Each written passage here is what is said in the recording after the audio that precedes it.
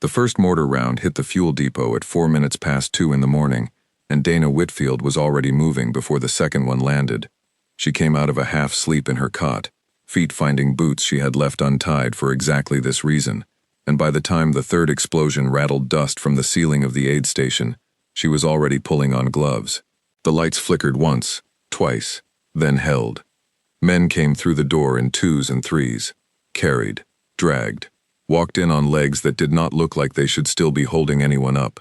The bass loudspeaker kept repeating the same flat warning over and over, a recorded voice that had no idea what was actually happening outside.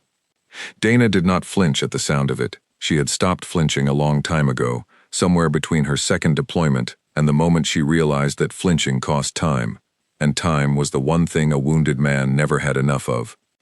"Triage by the door," she said to Specialist Mia Holt, who came running in barefoot, her radio still clipped to a shirt she had thrown on inside out.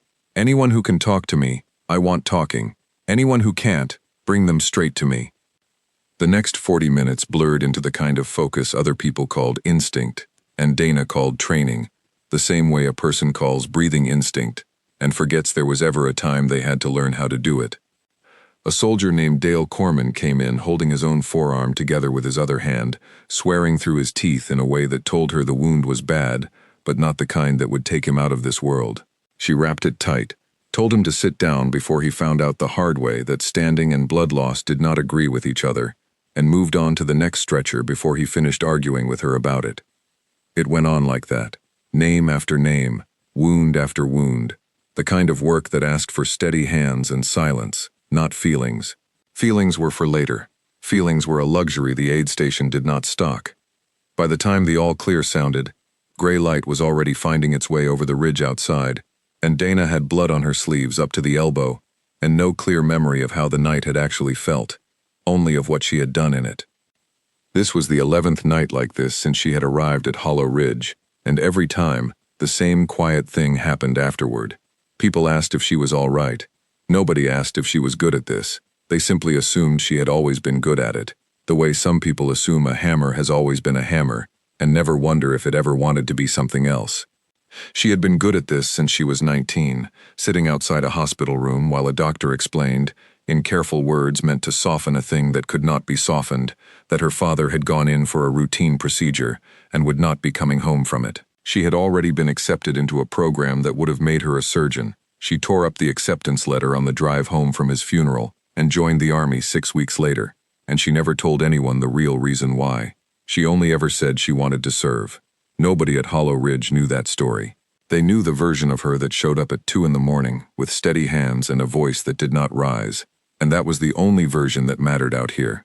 By 7, the aid station had gone quiet, except for the hum of a generator and the low talk of men waiting for their morphine to wear thin enough to sleep. Dana washed up at the basin in the corner, watching the water turn pink and then clear, and let herself feel tired for exactly as long as it took the water to run clean. That was when Colonel Grant Mercer found her. He was not a man who came looking for people unless he needed something, and he did not waste time pretending otherwise. He stood in the doorway with a folder under his arm, and the particular stillness of an officer who already knew the answer he wanted, and was only there to get it said out loud. "Sergeant Whitfield, walk with me." She dried her hands on a towel that had seen better decades and followed him out into the morning, past sandbags, still smoking faintly at the edges from the night before, past a row of vehicles being checked over by men who had not slept either.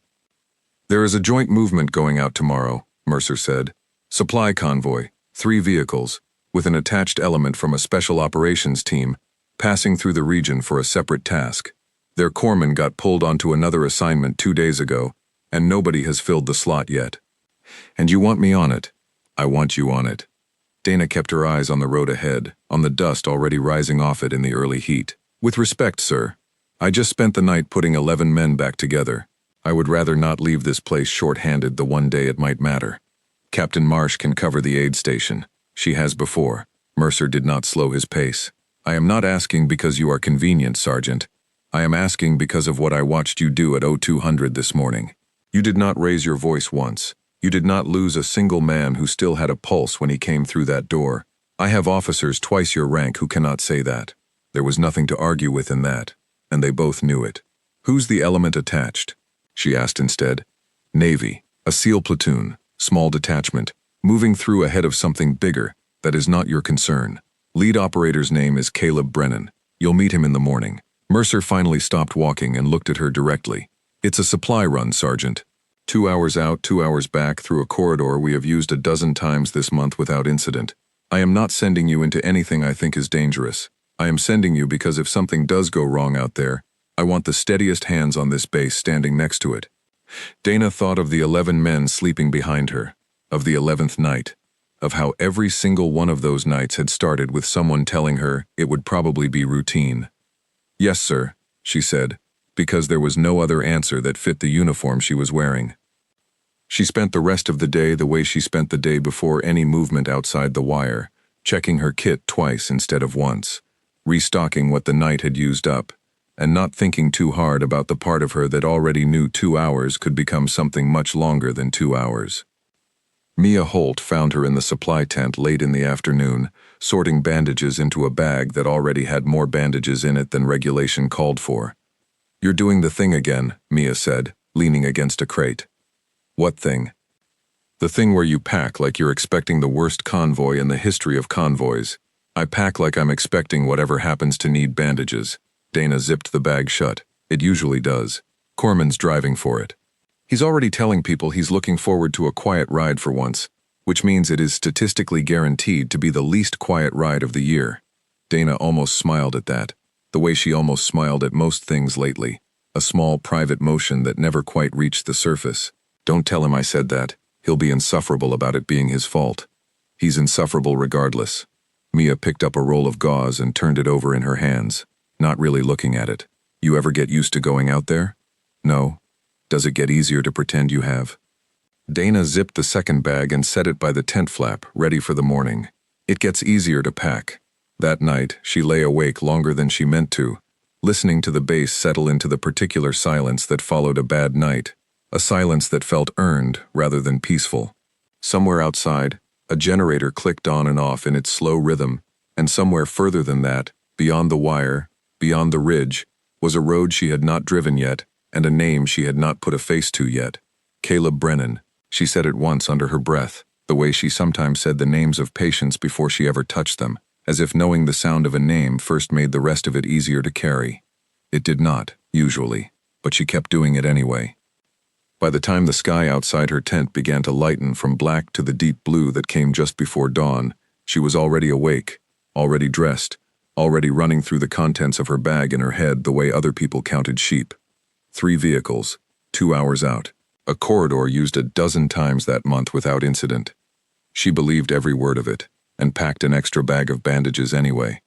At the motor pool, the 3 vehicles sat with their engines idling, exhaust curling up into air that had not yet decided whether it would be cold or hot that day. Corman was checking the tires on the lead Humvee with the kind of thoroughness that meant he was nervous and pretending not to be, and a handful of men in gear that did not match the rest of the base's uniforms stood near the second vehicle, talking low among themselves. One of them turned as she approached, and for the first time, Dana Whitfield put a face to the name she had been carrying around in her head since the night before. He looked exactly like a man whose job description she already knew, and somehow nothing like what she had pictured at the same time, and there was no time to think any further about that, because Mercer was already calling out the final brief, and the gate ahead of them was already beginning to open onto the road. Dana climbed into the back of the second vehicle, settled her bag between her boots, and watched the wire fall away behind them as the convoy rolled out into the early light. 2 hours out, 2 hours back, a corridor used a dozen times that month without incident. She had heard versions of that sentence before. She believed it anyway, the same way she believed water would run clean if she just kept washing her hands long enough. The road ahead curved out of sight around the base of the ridge, and the convoy followed it. 3 vehicles and a handful of people who did not yet know which of them the day had already chosen. Caleb Brennan did not look like a man who needed saving from anything, and that was the first thing Dana noticed about him as the convoy rolled out past the wire and the dust began to settle into the rhythm of the road. He rode in the same vehicle as her, which she had not expected, and for the first 20 minutes he said almost nothing, watching the terrain slide past with the kind of attention that did not look relaxed even when his shoulders were. Corman drove. Mia Holt rode up front with the radio. Captain Owen Pratt commanded from the lead vehicle ahead of them, his voice coming through every so often on the net, flat and routine, checking positions, confirming the route was clear. "You're the nurse who put 11 men back together last night," Brennan said eventually, not quite a question. Word travels fast for a base that's supposed to be quiet. Word travels fast about people who are good at their job. It's one of the only fair things about this place. He had a way of talking that did not waste motion, the same way his hands did not waste motion when he checked his weapon for the third time, without seeming to think about it. "Mercer says you don't rattle. Mercer's only seen me on my good nights." That got something close to a smile out of him, brief and gone before it had time to settle. Dana found herself filing it away the same way she filed away vital signs, a small piece of information that might matter later, though she could not have said why she thought it would. The road they were on cut along the base of the ridge before opening into a wider valley, farmland on either side gone dry and pale with the season, low stone walls marking off fields that had not been worked in longer than the war had been going on. They passed through a small market town 20 minutes in, the kind of place that usually had at least a few people out at this hour, men setting up stalls, children underfoot, dogs working the edges of the road for scraps. Today the stalls were there, the people were not. Dana noticed it the way she noticed everything that mattered, without deciding to notice it first. A door swinging slightly on a building that should have had someone moving in and out of it by now. No dogs. She glanced toward the front of the vehicle and saw that Brennan had noticed it too, his eyes tracking the roof lines instead of the road now, his hand resting a fraction closer to his weapon than it had been a minute ago. Nobody said anything over the net. There was nothing concrete enough yet to say. "Captain Pratt, be advised," Mia Holt said into the radio, keeping her voice level even as her knuckles went pale around the handset. "Market's empty. No civilian presence." "Copy. Keep eyes open." Continuing through. The town fell away behind them and the road narrowed where it ran along a dry creek bed, walls of packed earth rising on either side high enough to block the view beyond them. It was the kind of terrain that every soldier in that convoy had been briefed on 100 times, the kind of place a map would circle in red if anyone had thought to look closely enough that morning. And for 2 hours the road had been used a dozen times that month without incident, and that fact had apparently been enough for everyone, including Dana, to stop asking what would happen the 13th time. The explosion that hit the lead vehicle came without a sound that registered as a sound first. It came as a pressure, a change in the air before the noise of it arrived, and then the noise arrived all at once and swallowed everything else.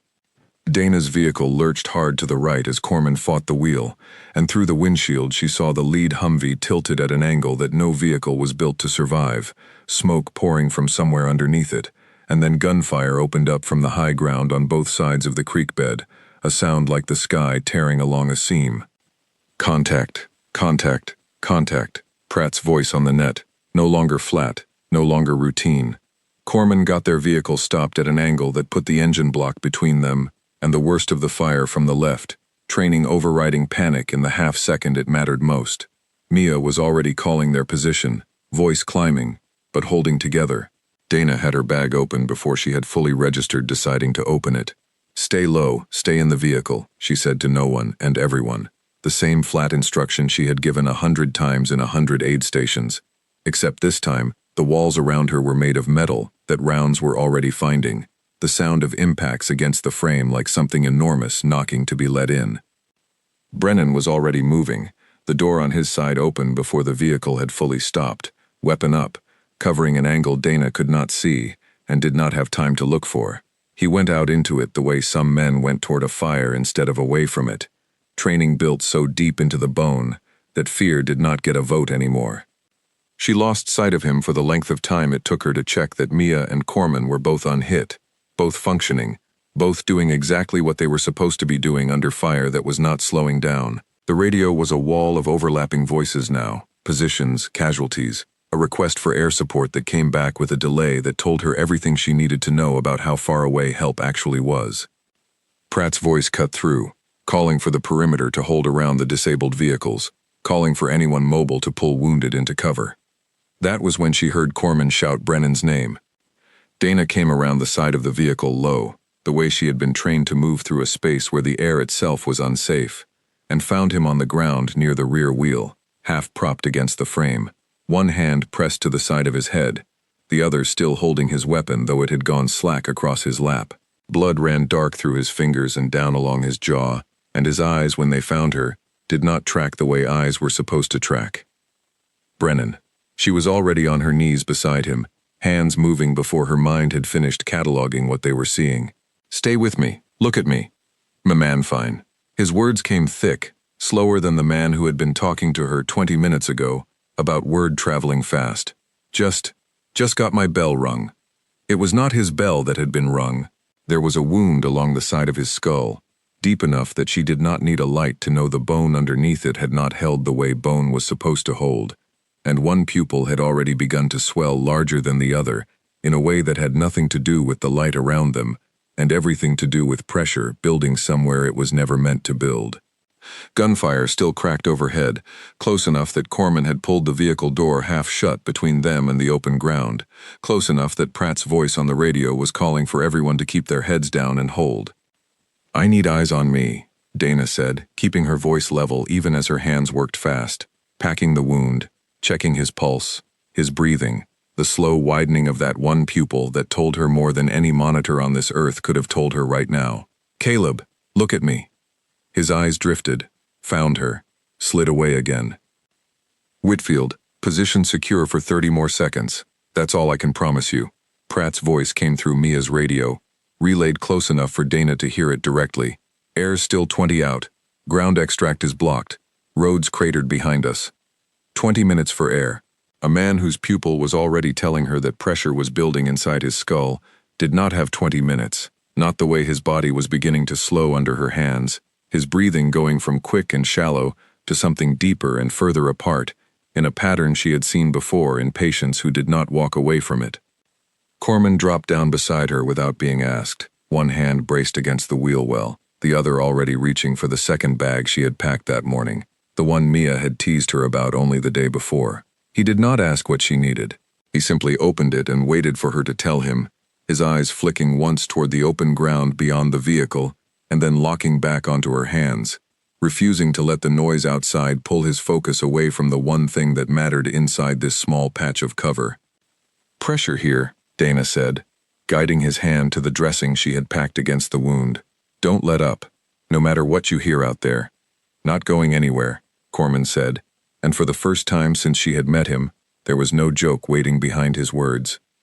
Above them, the firefight had settled into something with a rhythm to it now, bursts and pauses, the particular cadence of trained people fighting trained people instead of the chaos of the first minute. Pratt's voice came through the radio in short, controlled bursts, directing fire toward the high ground on the left, calling out when a position went quiet, calling out again when it did not stay quiet for long. Somewhere past the lead vehicle, a man was shouting for a litter, and somewhere past that, another voice was answering that there wasn't one to spare yet. Mia crouched at the open door, radio in one hand, weapon braced in the other, splitting her attention between the net and the empty stretch of road behind them, where the rest of the convoy waited for an order that had not come yet. Her voice never climbed, even when the words coming back through her earpiece clearly were not what she wanted to hear. She had told Dana once that she had wanted to be a teacher before any of this, that the radio had been the closest thing the Army offered to a classroom, a room full of voices she was responsible for keeping calm. She was doing that now, in the only way this particular classroom allowed. Dana kept her eyes on Caleb Brennan's face, on the slow, uneven rhythm of his breathing, on the pupil that had stopped responding to the light she flicked across it. He had gone quiet in a way that frightened her more than the noise around them did, a stillness that had nothing peaceful in it. "Stay with me," she said again, not because she expected an answer, but because some part of her believed the sound of a voice could anchor a person, even when the rest of the body had started looking for the door. "You don't get to check out on me yet. I haven't even gotten your last name spelled right in my head."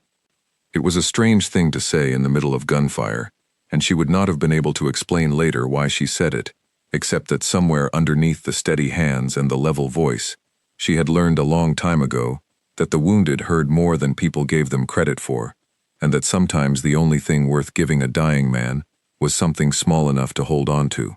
His fingers twitched against the ground, the faintest motion, and she chose to believe it meant something. She got Mia on the radio to raise the field hospital back at Hollow Ridge, and Captain Lila Marsh's voice came through clipped and fast over a connection that kept threatening to break apart entirely. Talk to me, Whitfield. What do you have? Penetrating head wound, left temporal region, unequal pupils, declining responsiveness, slowing respiration. I think we're looking at a bleed building pressure inside the skull, and I think it's building fast.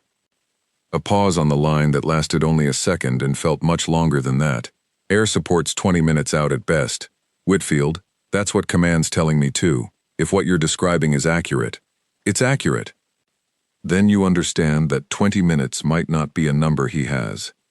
Dana looked down at Caleb Brennan, at the slow give in his shoulders, at the wound under her hands that standard pressure and standard waiting were not going to be enough to hold back. Around her, the firefight had not stopped, only thinned into something more controlled, Pratt's people working the high ground back into a stalemate that bought time but did not buy enough of it. I understand, she said. There was a kit in her bag that she had packed that morning without quite knowing why she had packed it the way she had. Tools meant for procedures she had only ever read about in the years before she tore up an acceptance letter and joined the army instead. Tools that belonged in an operating room with bright lights and a team of people who had spent a decade training for exactly this moment, none of whom were anywhere within 20 minutes of where she currently knelt. "Lila," she said into the radio, and her voice did not shake, because shaking cost time, and time was the one thing he did not have. "I need you to walk me through something I have never done outside a textbook, and I need you to do it fast." The line went quiet for exactly long enough that Dana thought it had dropped, and then Captain Marsh's voice came back, slower now, more careful, the voice of someone choosing every word because she understood exactly what was being asked of her. "Whitfield, are you asking me what I think you're asking me?" Dana looked at the swelling beneath Caleb Brennan's skin, at the slow widening of a pupil that was running out of road the same way the convoy itself had run out of road 20 minutes back, and somewhere above her the gunfire cracked on, holding a perimeter that was only ever going to buy her minutes, not a cure. "Yes," she said, "I am." "Then listen to me, and listen carefully, because I am only going to walk you through this once." Lila Marsh's voice steadied as she spoke, the way a person's voice steadies when panic gets replaced by purpose. "You are looking for a soft point above and slightly forward of the ear, on the side of the wound. You are going to relieve pressure by creating a small opening through the bone. I know what that sounds like. I know what you packed in that kit was never meant for this. Do you have anything in there that can do it?" Dana's hands were already moving through the bag, past gauze and tourniquets and the ordinary tools of a job that had never once asked this of her before, until they closed around something that was never built for what she was about to use it for, a narrow drill meant for a different procedure entirely, packed into her kit, on a hunch she would never fully be able to explain. "I have something," she said. "Then you sterilize what you can. You work fast, and you do not stop once you start, because stopping halfway is worse than not starting at all. Do you understand me, Whitfield?" "I understand." Pratt's voice cut across the net, tight and urgent. "Whatever you're doing back there, you've got cover for as long as I can hold this line, and not 1 second longer. Air's still 18 minutes out." 18 minutes that Caleb Brennan did not have, the way his body had already started telling her in the slow drag of his breath, and the stillness that had crept into hands that should have still been twitching at the ground. Corman held the dressing steady, his face pale but his hands not shaking, and Mia kept the radio open between Dana and Lila Marsh's voice, the only thread connecting a kneeling nurse in a dry creek bed to the only kind of help that was actually within reach. The gunfire above them had not stopped. It had simply become the background to something else, the way a person stops hearing a clock ticking once they have something more urgent to listen to. Dana cleaned what she could with what she had, her hands moving with a steadiness that did not match the inside of her chest, where something far less calm was running at a pace she refused to let show. She thought, for half a second and no longer, of a hospital corridor from years ago, of a doctor choosing careful words, of an acceptance letter torn into pieces on the floor of a car. She let the thought come, and then she let it go, because there was no room in this moment for anything except the work in front of her, and the work in front of her did not care what had brought her to it. "Talk me through exactly where," she said into the radio, voice low and even. Lila Marsh's instructions came fast and precise, and Dana followed them the way she had followed every instruction in every emergency she had ever walked into, translating words into motion without letting the gap between them widen into hesitation. Above the wound, forward of the ear, steady pressure, Controlled, not rushed, because rushed was how people made the kind of mistake that could not be undone in a place like this. She found the spot Lila Marsh described with 2 fingers first, marking it the way she would mark a vein before drawing blood, and then she did the thing she had spent her whole career training every instinct in her body never to do, which was to deliberately, carefully, break through a barrier the human body was built to protect. The sound of it was small, almost nothing against the noise of the fight still going on above them, and somehow it was the loudest thing Dana had ever heard. Corman's breath caught beside her.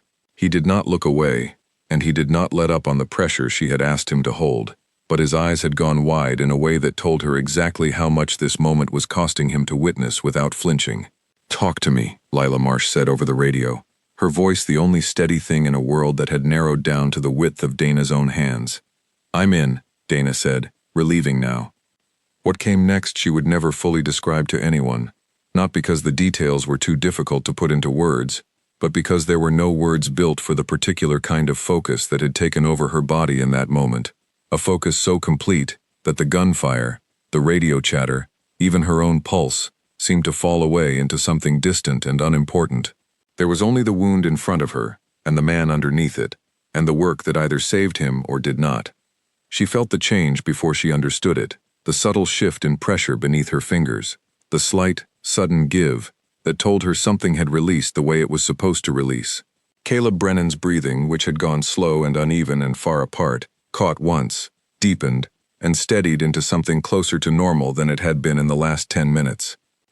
"Pupils responding," Corman said, his voice cracking slightly on the words, the first sound of relief any of them had allowed themselves since the explosion had hit the lead vehicle. Dana checked it herself, flicking her light across his eye, and watching it contract the way it was supposed to, the way it had refused to only minutes before. She let out a breath she had not realized she had been holding the entire time, and for one single second, she allowed herself to feel the full weight of what she had just done, before pushing the feeling aside the way she always pushed feelings aside, filing it for later, for a version of later, that always seemed to keep moving further away the longer she did this job. "Lila," she said into the radio, "he's stabilizing." There was a pause on the other end, and when Captain Marsh spoke again, her voice had a different quality to it entirely, something that was not quite disbelief, and not quite admiration, but sat somewhere close to both. "Keep him stable, Whitfield. Keep talking to him. I'll have a surgical team standing by the second air gets you back here." Outside, Pratt's voice came through again, sharper now, more urgent in a different way. "Air's inbound. 6 minutes. I need everyone ready to move the second they're down." 6 minutes felt like nothing compared to the 18 they had been facing only a short while before, and Dana spent every one of them with her fingers against Caleb Brennan's pulse, watching it hold steady, watching his color return in slow degrees, watching the faintest flicker of awareness return to eyes that found hers and, for one brief moment, actually focused. "Hey," she said softly, the first soft thing she had allowed her voice in the better part of an hour. "There you are." His lips moved, the words barely more than breath.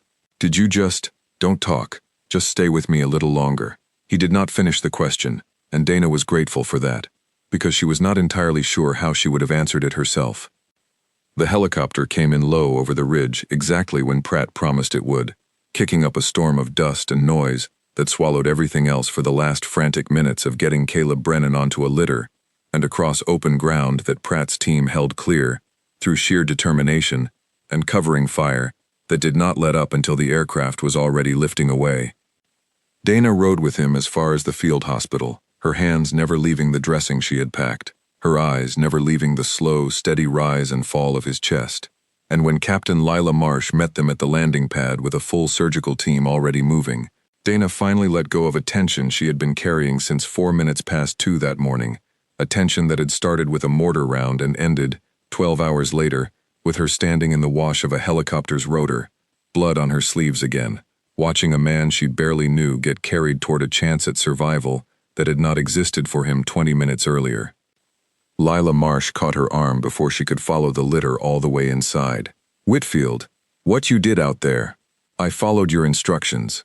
I gave you instructions over a radio that kept cutting out, in the middle of a firefight, using a tool that was never built for that procedure. And you did not hesitate once." Lila's eyes searched her face for a long moment, The way a surgeon looked at something she could not quite explain through ordinary means. That is not something every set of hands could have done, instructions or not. Dana did not have an answer for that, so she said nothing, and after a moment, Lila let her arm go and turned back toward the surgical team already preparing Caleb Brennan for the kind of care that would finish what a creek bed and a borrowed drill bit had only managed to start. 2 days later, before Caleb Brennan was flown out to a hospital better equipped to finish what had started in that creek bed, Dana found a few minutes to look in on him. He was awake, propped against a stack of pillows that did not quite fit the cot he was lying in, a bandage wrapped around his head, in a way that made him look younger than he had standing beside that Humvee with a weapon in his hands. "They tell me I owe you a last name," he said when he saw her, his voice still rough but steadier than it had any right to be. "Brennan. I got it off your tags eventually." She checked the chart at the foot of his bed out of habit more than necessity. "You remember any of it?" "Pieces. I remember the road being too quiet before it wasn't. I remember somebody talking to me about spelling my name right, which I'm choosing to take as a compliment and not a threat." He watched her for a moment, the kind of look that came from a man used to reading people quickly and accurately. "I remember it hurt less when you were the one doing it. I don't know how that works, given what I'm told you actually did to me. Adrenaline. Yours, not mine." "Sure." He did not sound convinced, but he let it go, which she appreciated more than she let on. "They're flying me out tomorrow. Bigger hospital, real neurosurgeons, the whole production." "Good. You'll be in better hands than a creek bed and a borrowed drill bit." "I don't know about better." He held her gaze for a second longer than the conversation strictly required. "Thank you. I know that's not enough." "I don't know what is enough, for whatever this was, but thank you." Dana nodded once, the way she nodded at the end of most conversations that threatened to ask more of her than she was ready to give, and stepped back to let the orderlies finish prepping him for transport. She did not have a clever answer for gratitude. She had never quite learned how to hold it without feeling the ground shift slightly underneath her, the way it had shifted when her father's doctor had used careful words about a routine procedure, the way it shifted any time someone tried to make her stand still long enough to be thanked for something. She watched the transport vehicle pull away from the helipad the next morning with the same flat composure she brought to everything else, and then she went back to work, because work was the one place the ground never shifted, only the patients did. The official after-action report, when it was filed 3 days later, described the incident in language so careful and so flat that anyone reading it without context would have assumed nothing more dramatic than a field dressing had taken place. Penetrating head trauma. Initial stabilization performed by attending medical personnel. Casualty evacuated and transferred to surgical care. 6 sentences for the longest hour of Dana Whitfield's career. But reports were one thing, and the people who had actually been in that creek bed were another. And within a week, the story of what had happened in the back of a disabled Humvee had traveled through Hollow Ridge in the particular way stories do, on a small base, picking up details and losing others, growing in the telling, until Dana could barely recognize her own actions in the version that came back to her secondhand. She did not correct anyone. She did not confirm anything either. She went back to the aid station, back to the routine of bandages and bad nights, and the 11th of something always becoming the 12th, and she told herself that the story would die down the way every story on a base eventually did, replaced by whatever happened next. A young private she had treated for a sprained ankle asked her, with the particular bluntness of someone too new to know better, whether it was true she had drilled a hole in a man's skull with her bare hands in the middle of a firefight. She told him no, which was technically accurate, and answered nothing at all, and he seemed satisfied enough to limp away without pressing further.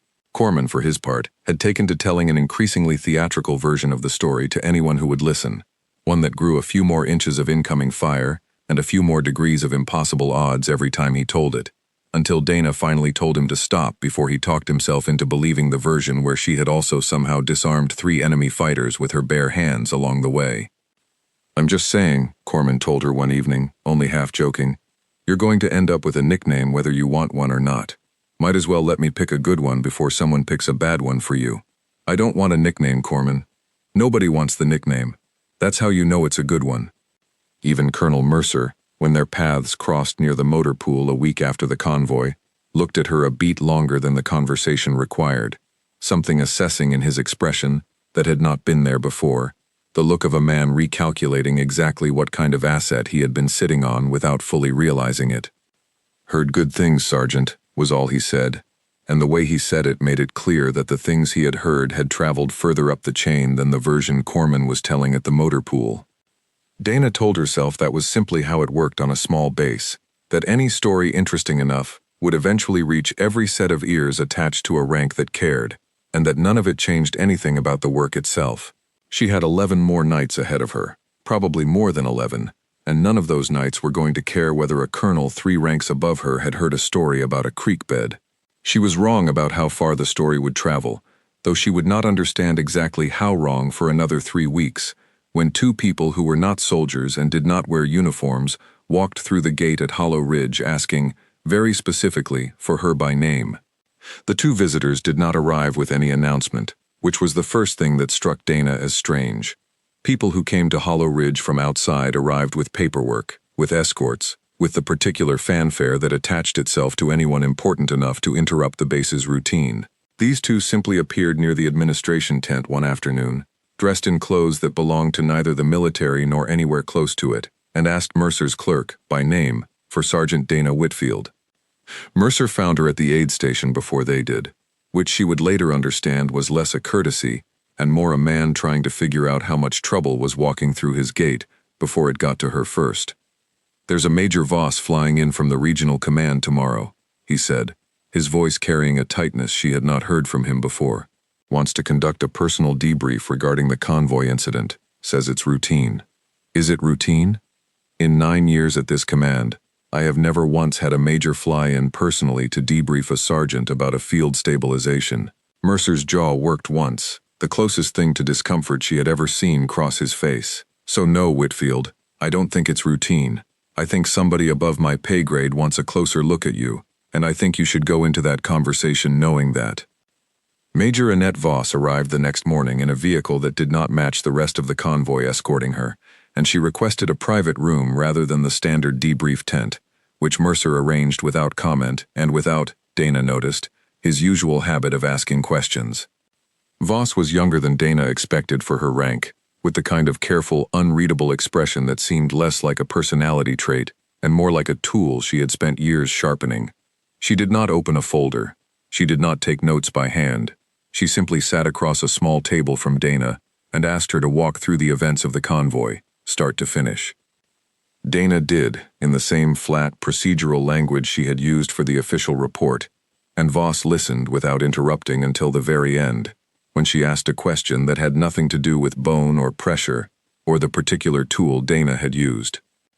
"When you realized standard care would not save him, what did that feel like?"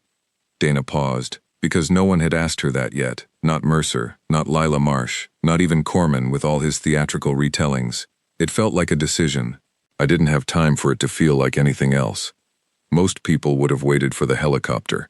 Most trained medical personnel, faced with that exact scenario, would have followed protocol and accepted the outcome protocol gave them, even knowing the outcome might be worse. Voss's eyes did not leave hers. "You didn't. I'd like to understand why." "Because protocol assumes you have the time. Protocol was built around. He didn't have it. And if you had been wrong? If the procedure had killed him instead of the bleed?" Dana held the question for a long moment before answering, because it was a fair one, and she had asked herself a version of it more than once in the 3 weeks since. "Then I would have made the wrong call with the information I had, the same as I do every time I make a call. I don't get the luxury of waiting to find out which kind of wrong I might be." Something shifted behind Voss's expression, not quite a smile, more like the recognition of an answer she had been hoping to hear without being able to say so directly. She asked several more questions after that, about other incidents, other nights, the 11 men from the mortar attack, a string of smaller decisions Dana had made over months that she had never thought to consider remarkable, only necessary. None of the questions touched on medical technique again. All of them circled the same territory, the way Dana made decisions when there was no good option available, only a fastest and a slowest way toward an outcome that was not guaranteed either way. When the debrief ended, Voss closed nothing, because she had opened nothing, and stood with the same unreadable expression she had worn the entire conversation. "Thank you for your candor, Sergeant. That will be all for now. For now. I don't control everything that happens after I leave this base," Voss said, which was not an answer, and Dana understood, even then, that it had been designed not to be one. 2 days passed in ordinary rhythm, bandages and rotations, and a quiet evening where Mia Holt tried, unsuccessfully, to teach her a card game that apparently required more memory than either of them had energy left for after a long shift. Dana almost let herself believe the debrief had been exactly what Mercer feared it was not, and Voss insisted it was, a formality, a box checked somewhere far above her pay grade, nothing more. Then, on the 3rd day, 2 more visitors arrived, and this time there was no Major Voss, no flight manifest, no explanation offered to Mercer at all. A man introduced himself as Roland Pike. A woman beside him introduced herself as Greta Linden. Neither offered a rank, a unit, or an agency, and when Dana asked, directly, who they worked for, Pike answered with the kind of smile that told her the question itself had been expected and prepared for. "We work for an office that doesn't officially send people to bases like this one," he said, which is its own kind of answer, if you think about it long enough. They met in the same small room Voss had used, though this time there was coffee that neither of them touched, and a folder that Linden kept closed on the table between them the entire conversation, as if its presence alone was meant to communicate something its contents did not need to.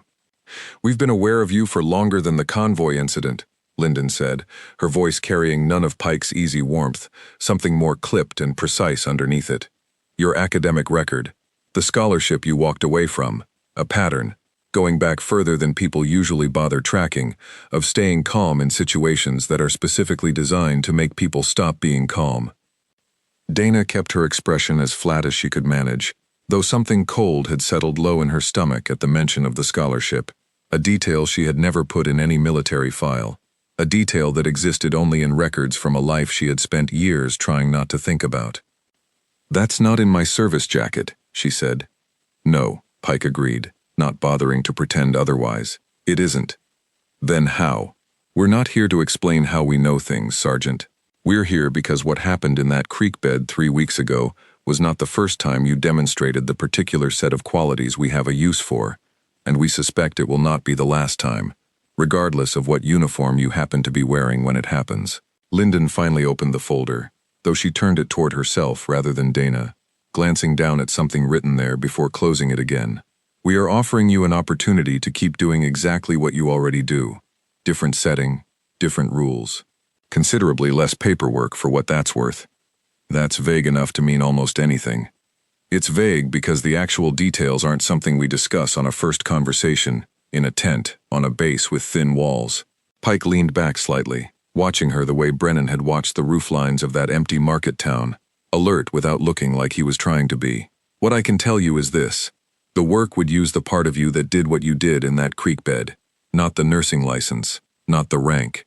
The part underneath both of those things that makes the call nobody else in the room is willing to make." Dana thought of Voss's question, the one about what it felt like, and understood now that it had not been an isolated question at all. It had been an audition she had not known she was taking, and apparently, she had passed it. "And if I say no? Then you say no and we leave, and you finish your deployment, and somewhere down the line you become an excellent civilian nurse, or you re-enlist and become an even better Army one, and the offer never comes again. Because offers like this one don't." Linden's voice did not carry any pressure in it, which somehow made the words land harder than if she had tried to push. "We're not in the business of convincing people. We're in the business of finding people who don't need convincing, and then making sure they have accurate information before they decide." Pike slid a plain card across the table, blank except for a single phone number printed in the center. No name, no seal, no insignia of any kind. 72 hours, he said. After that, the number stops working, and we go find someone else's creek bed to be impressed by. They left as quietly as they had arrived. No escort, no explanation given to Mercer beyond a brief and unhelpful exchange that Dana only heard secondhand, and she was left standing in the small room with a card in her hand and a feeling she did not have a name for yet, something between exhilaration and a kind of vertigo, the sense of having been seen more completely by two strangers than by people she had served alongside for over a year. She did not show the card to anyone. She did not mention the conversation to Mercer, to Mia, to Corman, though Corman noticed something was off in her almost immediately and, for once, did not push for an explanation, simply sat with her in comfortable silence for a while, the way good friends sometimes did, instead of asking questions that weren't theirs to ask. That night she lay awake again, the way she had the night before the convoy, except this time there was no road ahead of her that she could picture clearly, no 2 hours out and 2 hours back, only a blank card and a number, and 72 hours ticking down toward a decision that felt far too large to make from inside a tent on a base she would be leaving in a matter of months regardless of what she chose. She thought of her father, of the letter she had torn up, of the version of herself that might have spent the last several years in an operating room instead of a war zone, and wondered, not for the first time, whether the version of her life she had walked away from and the version she had walked into had ever really been two separate paths at all, or whether they had always been leading toward the same room, just by different roads. Corman found her outside the mess tent later that evening, picking at a tray of food she had not actually eaten any of. He dropped down across from her, glanced at the untouched tray, and did not comment on it, which told her more than any direct question would have. "You know the whole base is convinced those two were from some kind of inspector general's office," he said instead, clearly fishing without wanting to look like he was fishing. "Mia thinks they were insurance investigators. I told her insurance investigators don't usually skip the part where they introduce themselves with an actual job title. Maybe they're just very private people. Sure, very private people who show up unannounced, ask for one specific sergeant by name, and vanish without signing a single piece of paperwork that anyone on this base has been able to find." Corman picked up a piece of bread off her tray since she clearly wasn't going to eat it, chewing thoughtfully. "I'm not asking what they wanted, Whitfield. I know better than that. I'm just saying, whatever it was, you've had a face on you since they left, that I haven't seen since the convoy." "What kind of face?" "The kind that means you're doing math in your head that doesn't have an easy answer."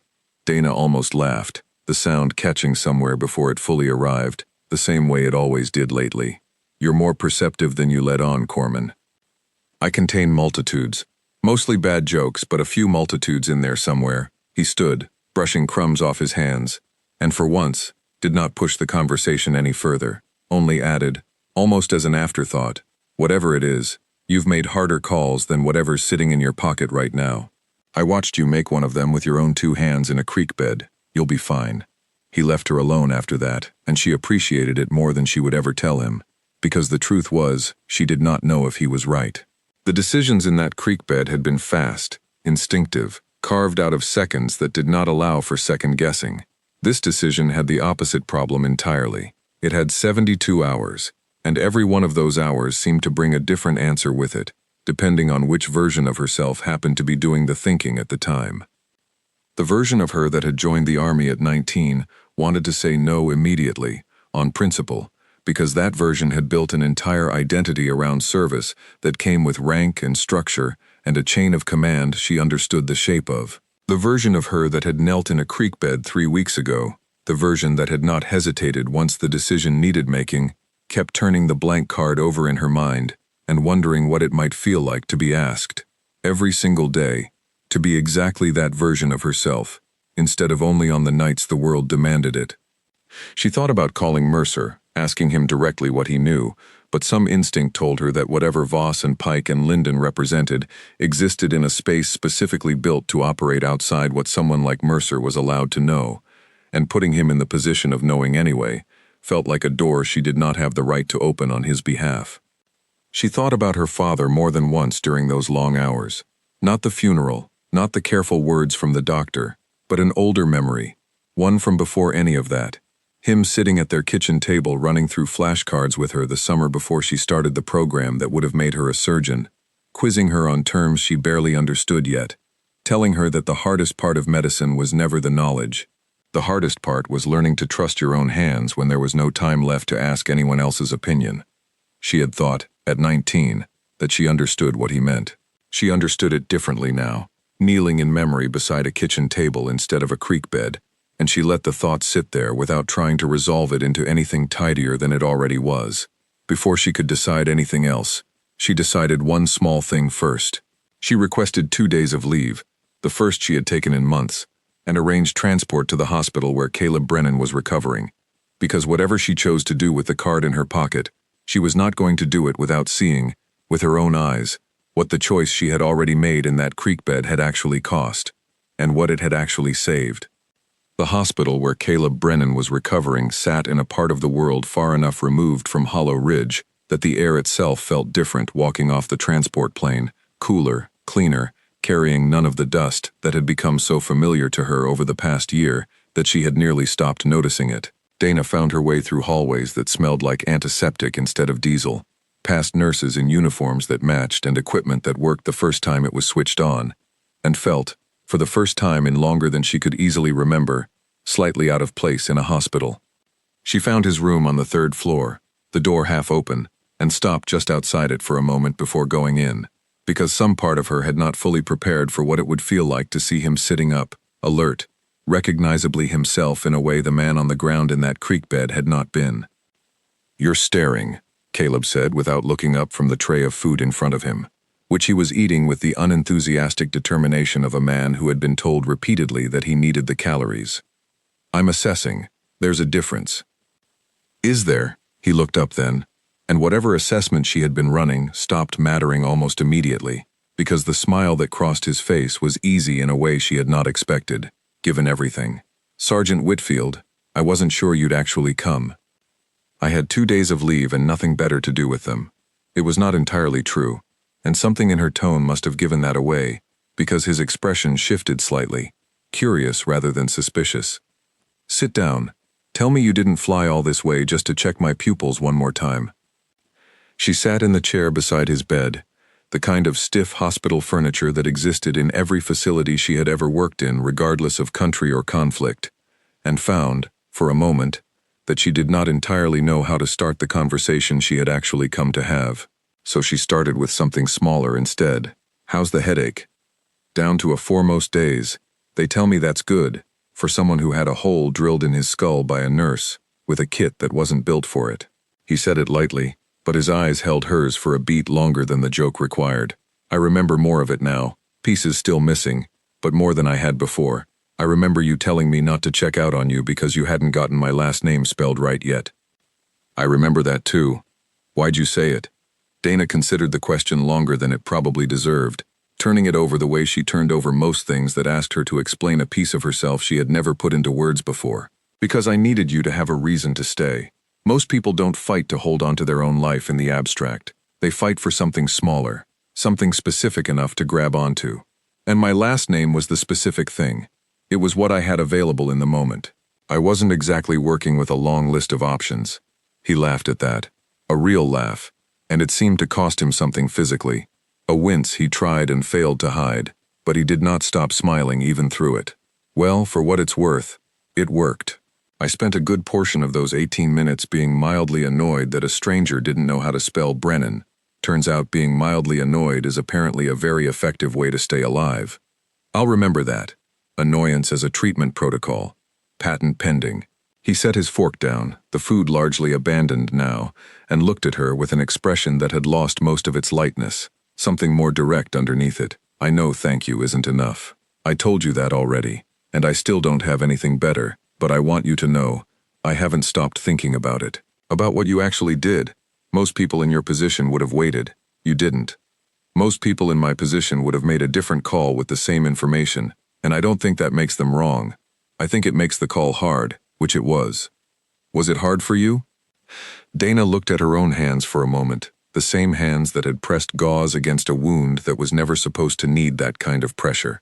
The same hands that had once, years ago, written a name on the back of an acceptance letter before tearing it into pieces. "Yes," she said simply. "It was the hardest thing I've ever done with my hands. It just didn't feel hard while I was doing it. It felt hard after." He nodded slowly, like that answer mattered to him in a way the conversation had not fully prepared either of them for, and for a moment neither of them said anything else, the silence between them comfortable rather than awkward. The kind of silence that only happened between two people who had already shared something larger than ordinary conversation could easily follow. "Can I ask you something else?" he said eventually. "Off the record, whatever that even means anymore. You can ask. Has anyone come looking for you since the convoy? Not army channels, somebody else." Dana went very still, and whatever careful composure she had carried into the room must have slipped slightly, because Caleb's expression sharpened immediately. the easy warmth replaced by something far more serious, almost protective. "They have," she said, because there did not seem to be much point in pretending otherwise to a man who had clearly already guessed. "Figured as much. People like that tend to take notice when something like what you did gets written up, even in language designed to sound boring." He shifted slightly against the pillows, wincing again but pushing through it to keep talking. "I've seen this happen before, not to me, but to people I've served with. Skills like yours don't stay quiet for long, not in this line of work. I'm not going to tell you what to do with whatever they offered you, because that's not my call to make, and I don't actually know what it was. But I will tell you this, whatever they're offering, they noticed you because of what you did when nobody was telling you what to do. Don't let them turn that into something where everybody's telling you what to do all the time instead. That's the part worth protecting, if you decide to go." It was, Dana realized, the most useful piece of advice anyone had given her since the card had ended up in her pocket, more useful than anything Voss's questions had circled around, more useful than Corman's gentle encouragement or Mercer's careful warnings. "That's good advice," she said. "I'll hold on to it. Hold on to it the way you held on to my last name, whatever gets you through." She stayed another hour, talking about smaller things, the kind of conversation two people had when the larger subject had been spoken aloud and could finally be set down for a while. And when a nurse came in to check his vitals, Dana stood to leave, feeling something settle inside her that had not been settled since the moment Pike had slid that blank card across the table. She was halfway down the hallway, lost enough in her own thoughts that she almost missed it, when a commotion broke out near the nurse's station ahead of her. Fast footsteps, a raised voice calling for assistance, the particular controlled urgency of a hospital staff responding to something going wrong in real time. An older patient, 2 rooms down from Caleb's, had collapsed in the hallway on his way back from a walk his physical therapist had cleared him for only that morning, and in the scramble of staff converging on him, Dana saw immediately what the nurses arriving first had not yet clocked: the particular color draining from his lips, the way his hand kept rising toward his own throat in the universal, panicked signal of someone whose airway had stopped cooperating with him. She did not think about the card in her pocket. She did not think about Pike or Lyndon or the 72 hours ticking down somewhere in the back of her mind.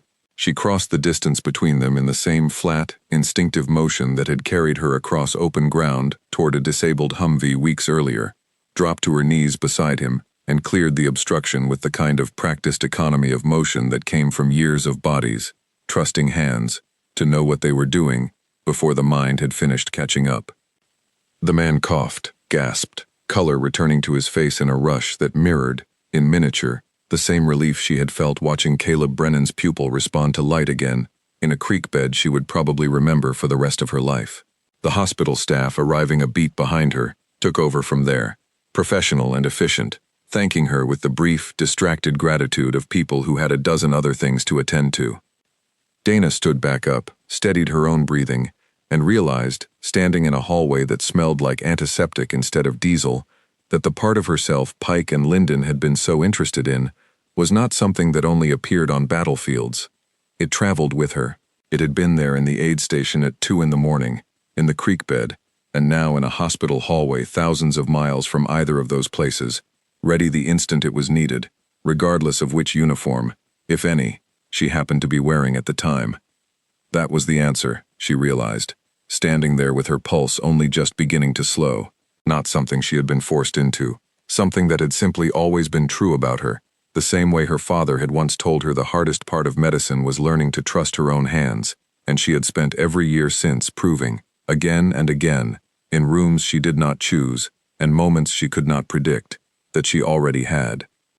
She found a payphone in the hospital lobby an hour later, an old, almost forgotten piece of equipment that the hospital had apparently never gotten around to removing, and stood in front of it for a long moment with the blank card in her hand, the number printed in the center of it the only thing on the small rectangle of plastic that meant anything at all.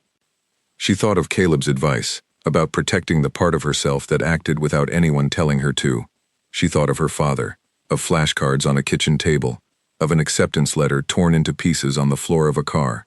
She thought of 11 men on a bad night, and a 12th night after that, and a convoy that had used the same road a dozen times without incident, until the 13th time finally arrived, the way it always eventually did for everyone who kept walking the same road long enough. She dialed the number. It rang twice before Roland Pike's voice answered, unhurried, as though he had been expecting the call to come at exactly this hour, and not a minute before or after. Sergeant Whitfield, I was beginning to wonder if you'd let the 72 hours run out just to see what we'd do about it. I'm not interested in playing games, Pike. I'm interested in knowing exactly what I'm agreeing to before I agree to it.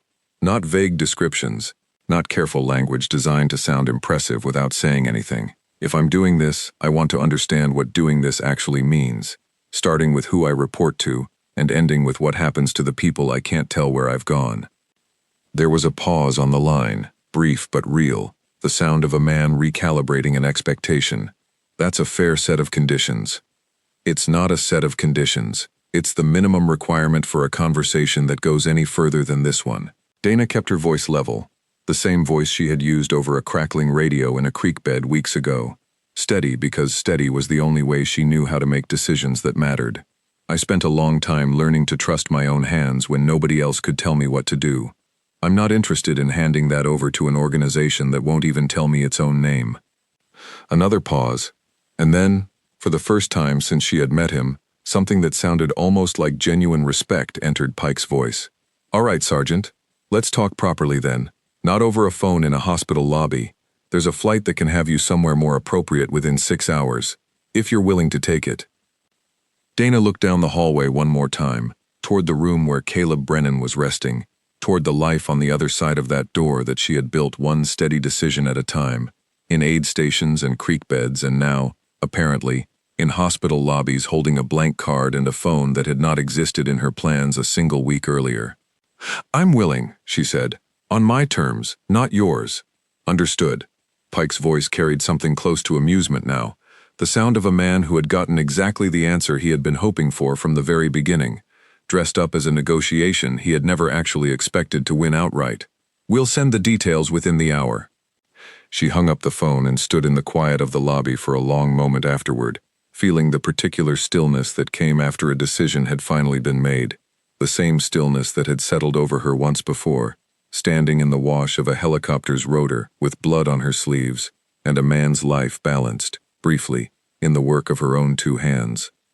She thought of her father one final time, not the funeral, not the careful words, but the kitchen table, the flashcards, the lesson she had spent her whole life proving true, in rooms he would never get to see. The hardest part was never the knowledge.